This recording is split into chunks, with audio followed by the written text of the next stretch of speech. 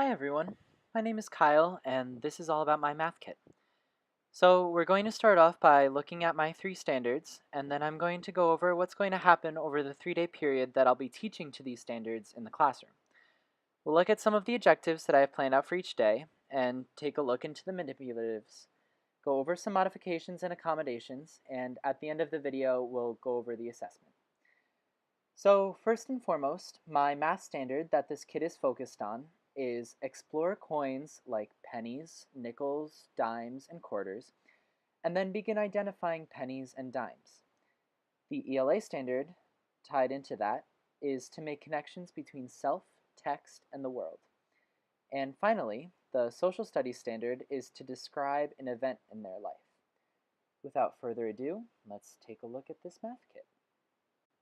So the objectives for each day are going to be written on the board in the form of SWOBOT statements. So for day 1, we're going to have students will be able to explore coins. Students will be able to show how coins are used to buy goods. And students will be able to describe why we have money and what they use it for. They will connect the text to real life experiences, whether that's buying things at the store with mom and dad, or they'll use real world experiences where they've seen characters in a TV show use money. These are my materials for day 1. So as you can see, there are various coins in 4 bags, the penny pot by Stuart J. Murphy and illustrated by Lynn Kravitz, a mason jar labeled the penny pot, and various cutouts of seemingly random items. In this activity, 4 students will be given a bag of the various coins to explore.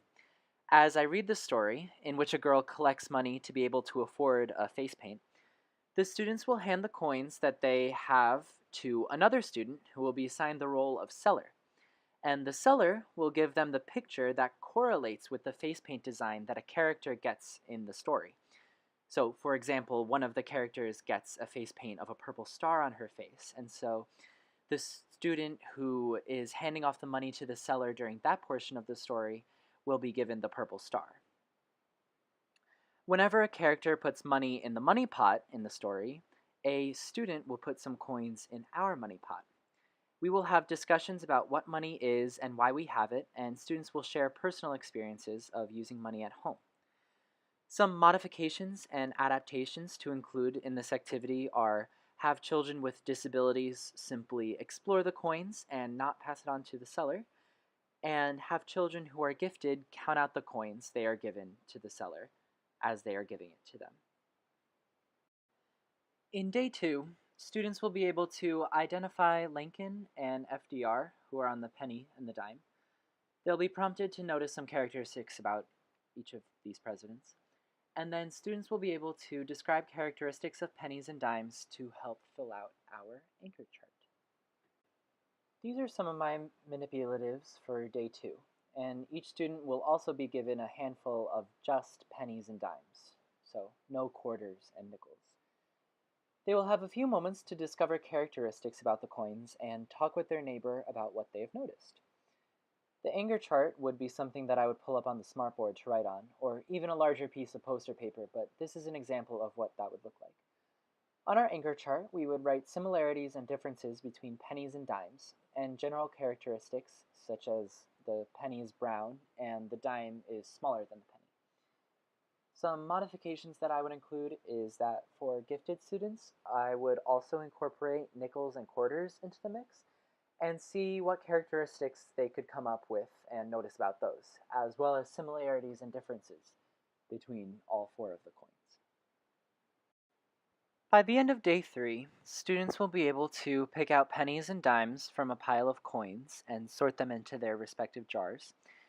And students will also be able to assess their peers' jars and determine if the jar is filled with the correct coins. Day 3 will be their assessment day, to see how well they can identify pennies and dimes. They will be given a pile of coins consisting of quarters, nickels, dimes, and pennies. They will have to pick out the pennies and dimes from this pile and sort them into the jars with a picture of the penny and the dime on it. They will then pass their jar to their peers sitting next to them once they have completed their sorting, and look into their peer's jar to see if all the coins inside are correct. Assessment will then be based on a checklist where different marks will be assigned for if the student did it well, if there were some nickels in the dimes jar, if they got the pennies and the dimes mixed up, or if they completely did not comprehend. Some modifications that I would include are for a child with disabilities, I might give them a pile of just pennies and dimes and ask them to sort them that way. And then for a child who is gifted, I might give them extra jars labeled quarters and nickels in addition, and they will sort out all 4 coins. Or you could give them a jar where the label is typed out rather than a picture. And so they would be labeled 10 cents and 1 cent, and they would sort the coins by knowing that a penny is 1 cent and a dime is 10 cents.